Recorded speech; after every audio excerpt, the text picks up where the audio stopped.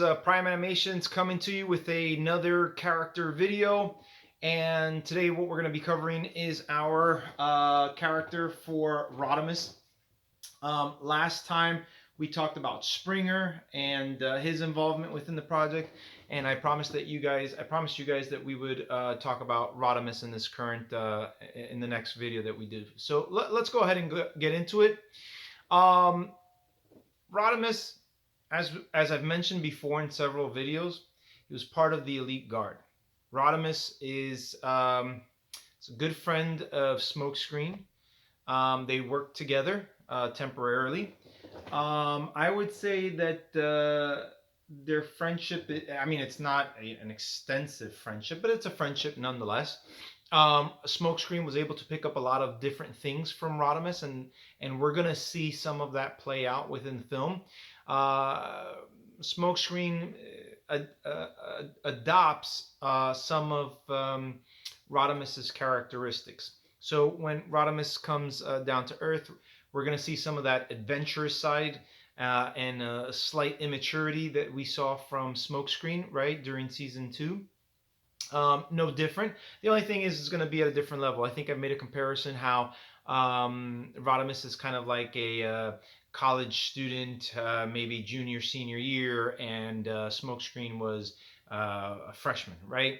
If I had to kind of put that type of measurement in there.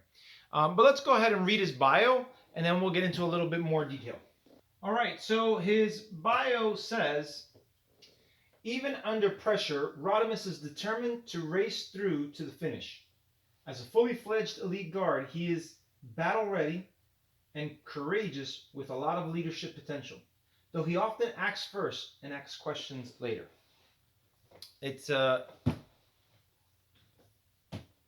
an interesting bio and some of the things that we have there, right? I was able to leave some things up in the air depending on how the story goes, what direction I take Rodimus in. I don't know as of this moment. I think everybody pretty much knows at this point we're doing a trilogy, right? We've got Galvatron's Revenge, Dinobots Unleashed, and Ultimate Annihilation, and that's going to be the finale. So I don't know what direction I'm taking Rodimus in. Even if I did know, I wouldn't tell you that, right? Because I don't want to spoil it, right? I want to keep you guys locked in suspense and see how he grows as a character, and he will have growth as a character, right? Due to the fact that he's one of our newest characters that's coming onto Team Prime. Likewise with Springer, we're going to see growth from other characters, and then obviously, through the development of some pre-existing characters, we'll also see that as well. We've got everything written out so that everything makes sense. We're not pulling things out of the blue. We're not switching gears on things. So when we look at Rodimus's involvement within the team, we're going to see some progression. We're going to see some challenges that he's never faced before. And I say that on multiple levels. I don't think that, I mean, it's been a while since I've watched the original show, but the main thing that I remember haunting Rodimus Prime was his inability, or I shouldn't say his inability, I should say he was constantly living in Optimus Prime's shadow. He felt like he could not match up to the great leader that Optimus was. So he kind of second guessed himself a lot of times. And again, I'm just going off of memory, right? That was his main focus, his leadership skills regarding taking over Optimus's position. We don't have that here, right? In this particular scenario, because Ultra Magnus is the leader. So obviously Rodimus isn't going to come in and just be like, hey, I'm going to be the leader, right? So we're going to see some other challenges that are going to arise in Rodimus as the story progresses. He's friends with Springer in this particular film due to the fact that I needed to introduce them, right? And I figured that somehow, somewhere along the way, they crossed paths. They're being chased by the Combaticons, which is how our opening scene opens up, and the adventure begins, right? One of the cool things about Rodimus is I really like his vehicle mode. I'm a big, huge fan of Lamborghinis. It's been my dream car since I was a little kid. I think I saw two of them over the weekend down in Ybor City, down in Tampa. Anytime I see that car, I just get blown out. Anyhow, so because of the fact that Rodimus is number one, he's from Cybertron, right? So he's gonna have some type of obviously a futuristic car look, right? It's gonna be sleek, it's gonna be aerodynamic.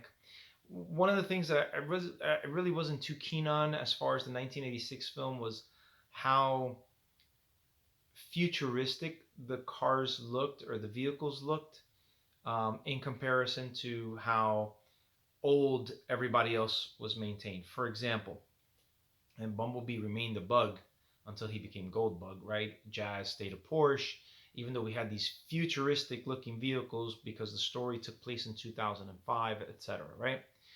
Well, I thought that because Rodimus is here on Earth, I wanted to give him a really sleek, cool, aerodynamic car, and I thought right away about the Lamborghini. So he transforms into a Lamborghini, and I think it's a Lamborghini Veneno, which means poison in Spanish.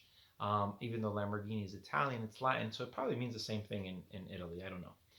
But I know Veneno means poison in Spanish. So his car mode is phenomenal. It's sick. I love it. I love the way it looks. I don't think we got into vehicle modes regarding Springer in the last segment, so I might as well touch on that as well. Springer is some type of futuristic hovercraft and some type of a road vehicle, some type of a car. I don't know. I don't know what to describe it as. Right? He's a triple changer, the first triple changer. The way he gets his car or his vehicle mode is that same way that Optimus Prime got his kind of futuristic truck looking thing, right? Fowler says that Mask has been dabbling in crossing the technology, so we kind of continue with that. Again, we're not reinventing the wheel. We're not doing anything different. We're taking from what's existed and we're adding on. So both of these characters actually get their vehicle modes from Mask. Now, why is a Lamborghini being worked on at Mask? We don't really touch on that. It's just the fact that they got a car there, they brought it in, they probably haven't started to even work on it, but that's what it is, right?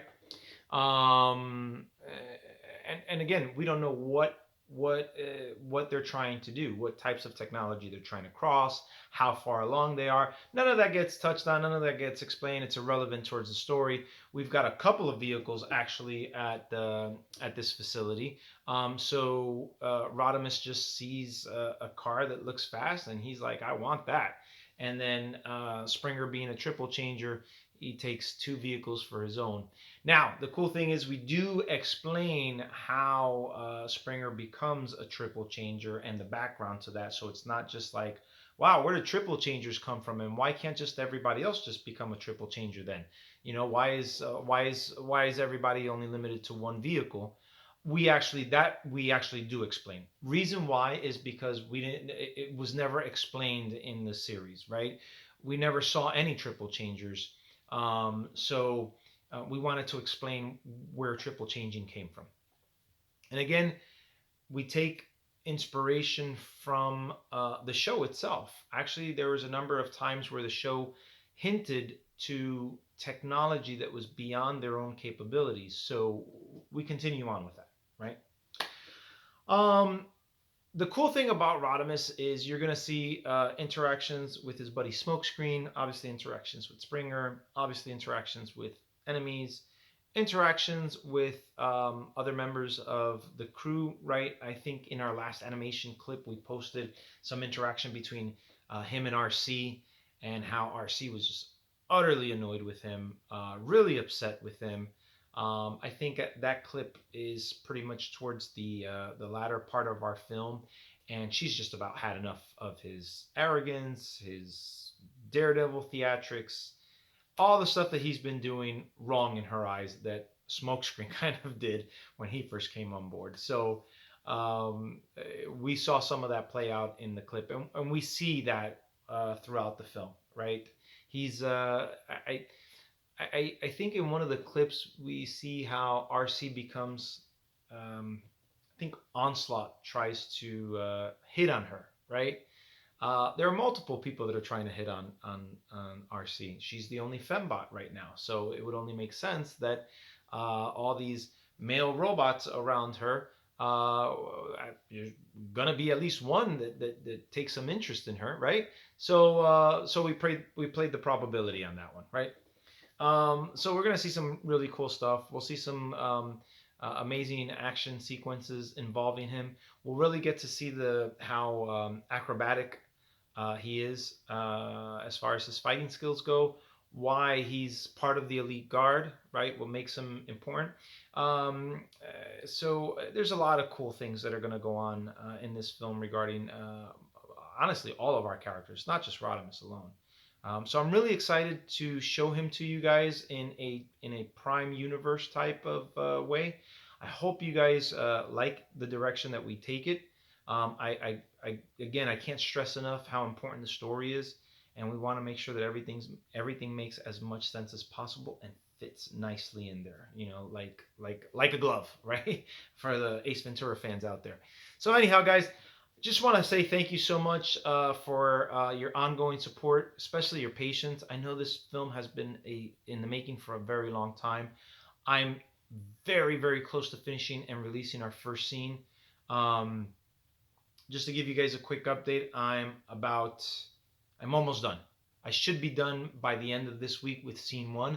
I can hand that off over to our special effects guy, and he can do the lasers and the explosions, and we'll be ready to release it. Hopefully before the year is over.